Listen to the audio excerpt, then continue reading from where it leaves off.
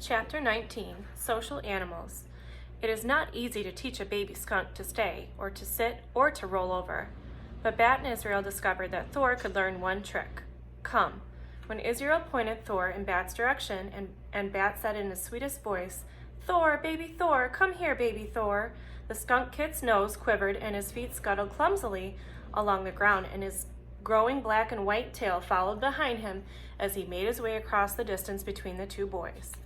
"You're the smartest skunk kit in the whole wide world," Bat cooed to Thor, scooping him up and kissing his nose, the top of his head, his fuzzy little paws. When Thor was too tired to play come anymore, Bat and Israel fed him a snack of soft bread and wet dog food, and watched as he ate it and licked his whiskers. Then he retreated to his nest in the kitty carrier, scratched around for a few minutes, and disappeared into silence. Bat and Israel sat on Bat's railroad rug just outside of Thor's playpen, eating the last snack before bedtime, a bowl of popcorn Mom had brought to them. She made it in the air popper and had poured melted butter over it and sprinkled salt on top. "It's great how big Thor is getting," Israel said, crunching a mouthful of popcorn. "How long until he'll be ready to release?" The question made Bat's stomach feel queasy. He dropped his handful of popcorn back into the bowl. "Not for a long time," he said. "He's still barely a toddler. You wouldn't send a toddler out into the cold night all alone, would you?" "Right," Israel said. "I know, not now, but just how long do you think? A month? A year? How long do you get to keep him?" "That's a stupid question," Bat said. He stood up and brushed the popcorn crumbs off his pajamas. "Why is it stupid?" Israel asked.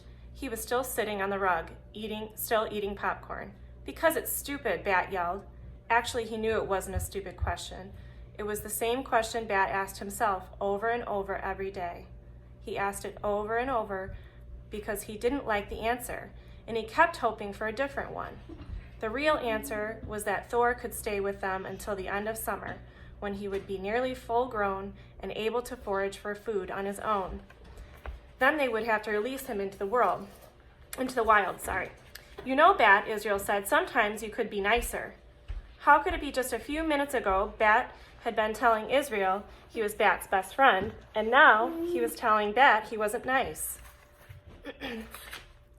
Everything had felt great, and now everything felt terrible. There was a knock on the door, and Mom poked her head in.